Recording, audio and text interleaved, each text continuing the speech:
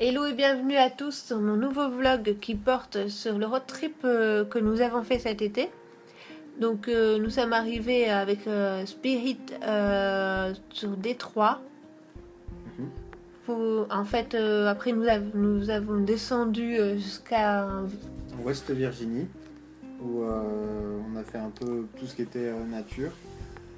Et une fois qu'on avait fait tout ce qu'il y avait à faire sur ce côté de Virginie, nous sommes remontés plus au nord pour aller faire tout ce qui était la partie Washington d'abord, ensuite Philadelphie, New York.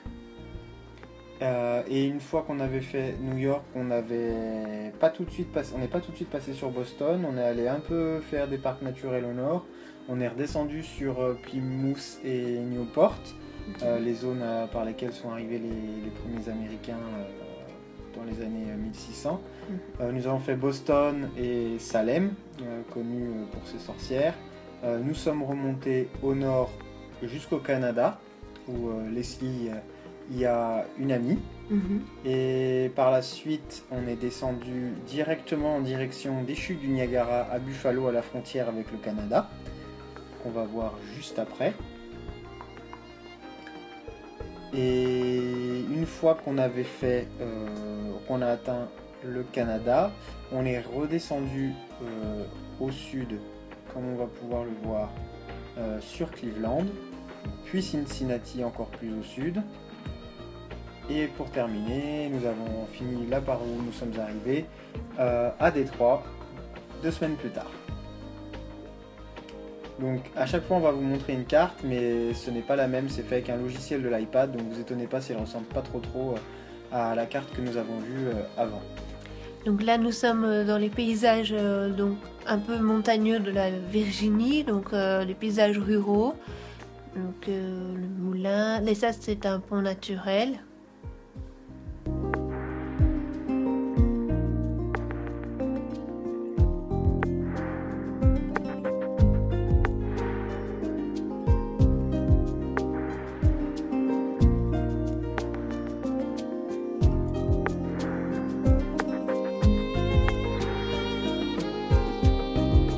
Donc voici le genre de maison de la Virginie en fait. Donc c'est voilà, c'est ce style-là qu'on peut voir même dans certains films. Ça fait vraiment le petit village un peu à l'américaine, sans immeubles, avec des maisons de 3 étages maxi, ville très étendue, très verte. Voilà, vraiment comment on peut imaginer, que ce soit dans les séries ou les films, quand ils vont dans des petits villages à la campagne, ça ressemble à ça, quoi.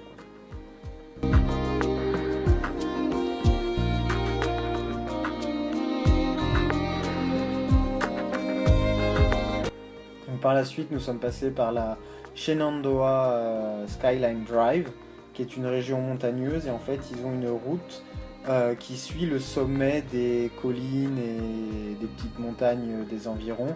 Donc c'est un parcours naturel, voilà, où on peut y faire des rencontres, où on alterne vraiment paysages et petites routes sinueuses avec des arrêts faits exprès pour les voitures pour qu'on puisse s'arrêter pour contempler les paysages. Donc c'est vraiment bien faire, et donc on a pris cette route pour se diriger sur Washington.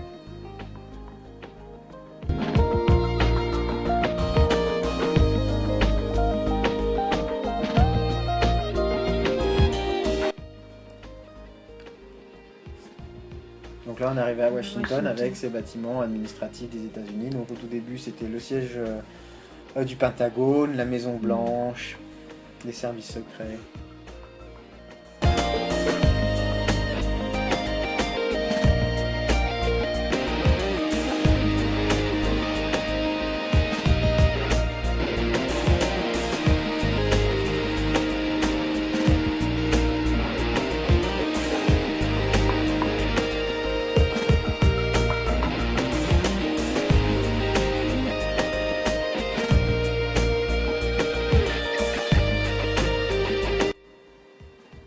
Donc des espaces.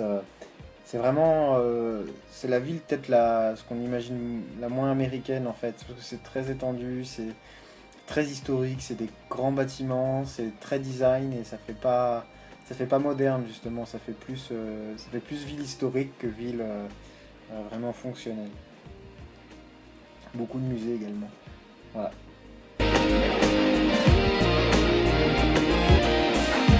Nous avons fait Philadelphie, donc, qui est connue pour sa fameuse cloche de la liberté que voici.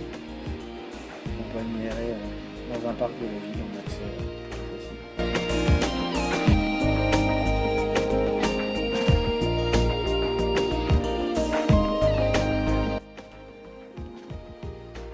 Et donc là, c'était la visite de New York, que nous y sommes allés en passant par le New Jersey, où en fait il y a des ferries gratuits, et ces ferries passent Par la Statue de la Liberté. devant la Statue de la Liberté, arrivent sur Manhattan, comme le faisaient les personnes arrivant sur New York autrefois, ce qui vous permet de faire des super belles photos. Donc là, c'est l'Empire State Building, donc nous avons pu y monter. Ensuite, nous avons pu... en fait, nous sommes restés une seule journée. C'était vraiment en passant parce qu'on a prévu un autre road trip pour New York. On voulait quand même avoir un aperçu un peu de la ville, on ne pouvait pas passer si proche et pas aller voir à quoi ça ressemblait.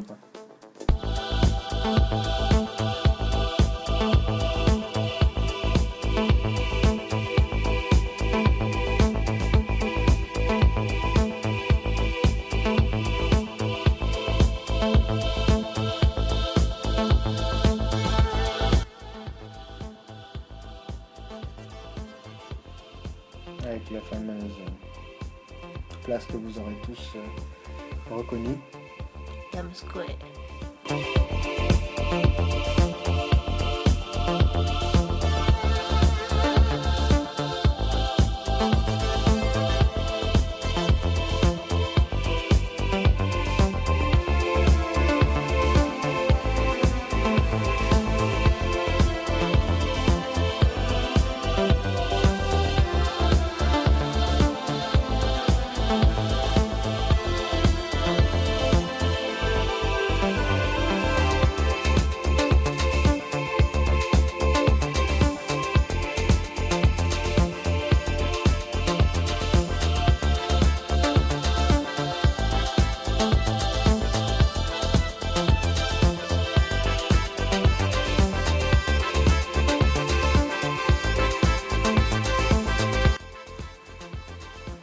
Nous passons par les montagnes en fait pour aller en direction de Newport et Plymouth.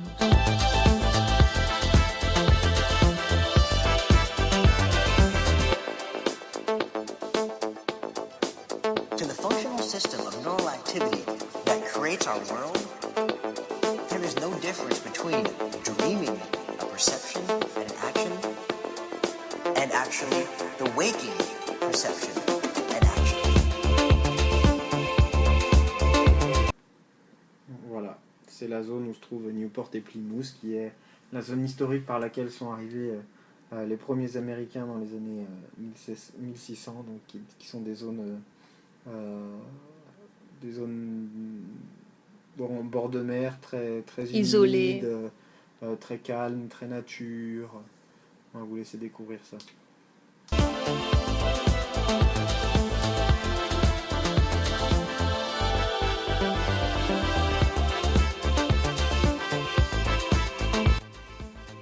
Donc ça c'est un fort que nous avons vu dans un petit village à côté de Plymouth.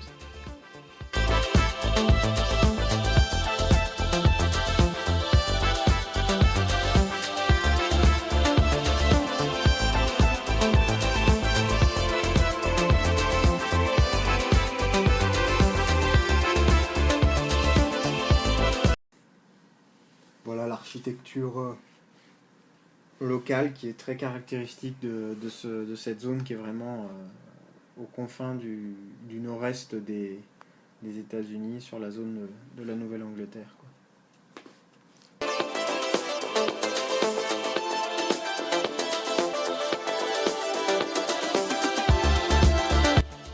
Donc là c'était un lieu en fait qui démontrait comment ça se passait avant, donc quand les Indiens étaient encore là et quand les pèlerins sont arrivés. Ils ont reconstruit en fait une sorte de village avec le côté indien et le côté des pèlerins. Pour voilà, la cohabitation, c'est plutôt pas mal.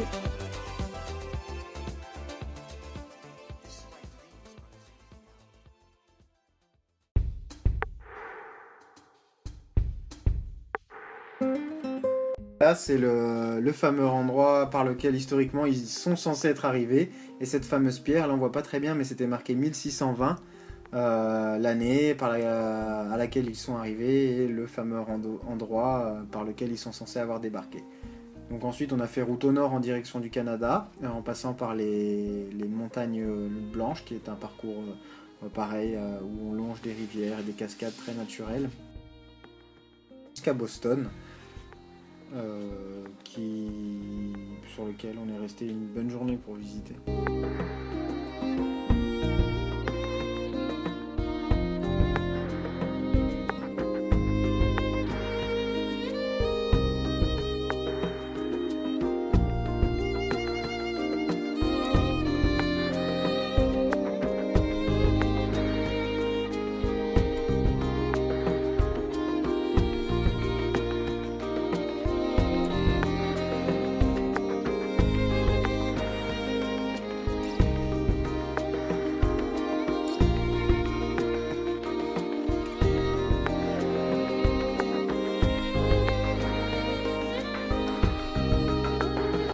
Donc là, nous étions en route pour observer des baleines en plein océan. Chose que nous avons fini par voir après bien 3 heures de bateau à les chercher.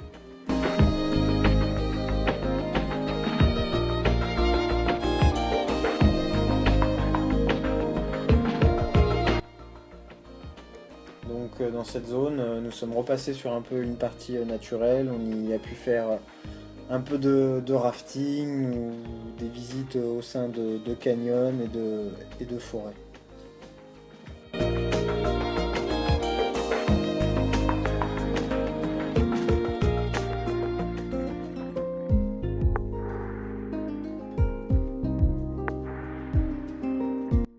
Ici, on y a fait de la randonnée. Donc il a bien duré 3-4 heures. Donc en fait, il y a un moment, donc c'est marrant, c'est une petite rivière où il n'y a pas de pont bien sûr, et on est obligé de la... Enfin, si on veut continuer la randonnée, on doit la traverser donc à pied. Donc c'est assez sportif. Elle n'est pas très profonde, mais elle est très large, très froide et très gluante, on se rend compte quand on traverse pied nus. Voici la fameuse rivière.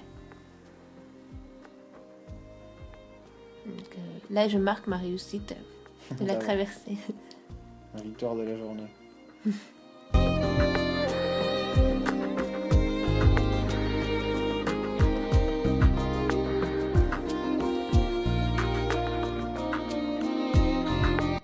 Donc, en fait, ce pont, historiquement, c'est une voie ferrée qui s'est effondrée suite au passage d'un ouragan. Donc, ils ont tout laissé en état pour nous montrer la force des vents qui ont soufflé à ce moment-là. Et au fond de son pont, ils ont fait une plaque de verre qui permet de voir la vallée en dessous pour voir la hauteur à laquelle on est. Donc voilà, là on a l'impression qu'on voit pas vraiment, mais je peux vous certifier que c'est vraiment... Enfin, on a vraiment l'impression d'être voilà, face au vide, quoi. C'est vraiment flippant.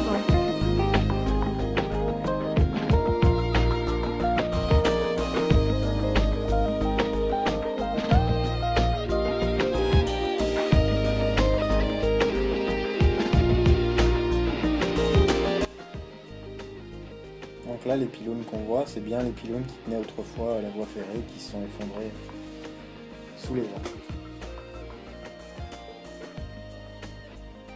Donc là, c'est la dernière zone, une des dernières zones qu'on a vues, qui sont Buffalo et les chutes du Niagara.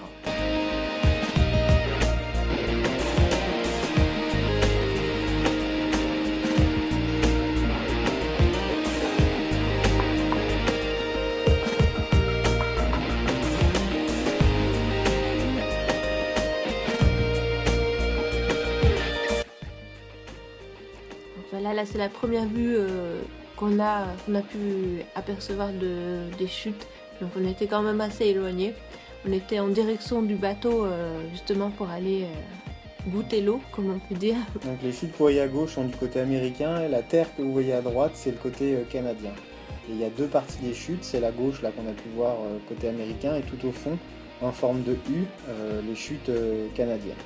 Et quand vous prenez le bateau pour aller les voir, comme on le verra, vous pouvez, elles passent devant les deux.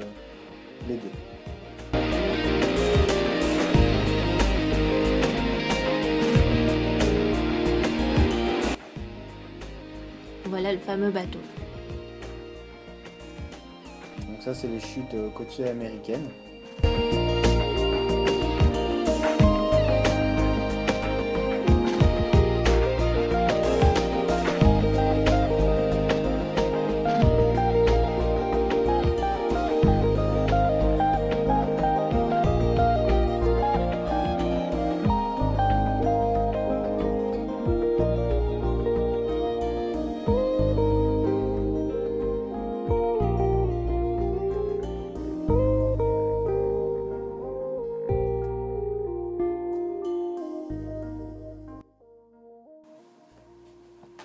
Et les chutes côté canadienne, celles qui sont en forme de U.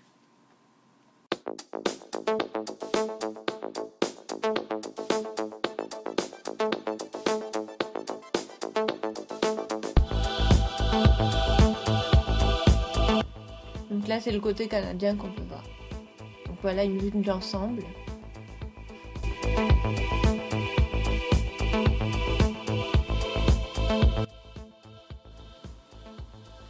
Par la suite, nous sommes descendus sur Cleveland et contrairement à ce que montre la carte, on est passé par le sud et pas par le nord.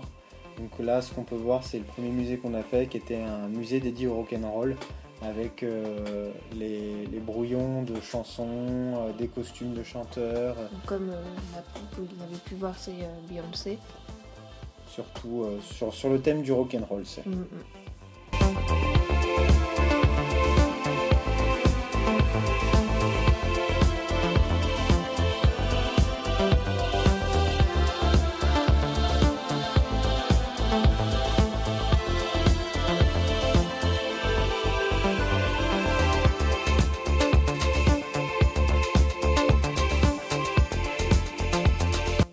Et donc pour terminer, nous sommes allés au sud sur la fameuse Cincinnati qui était la dernière étape de notre voyage.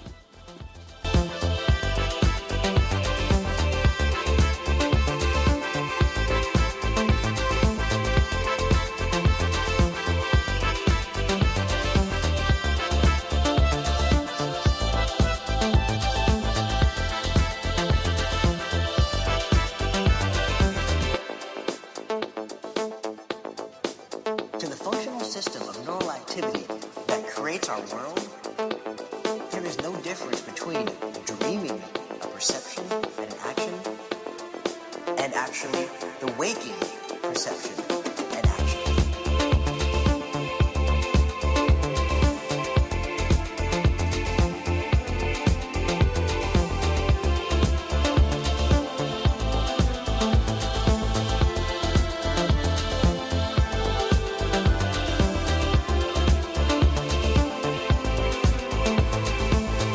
J'espère que ça vous a plu. À bientôt!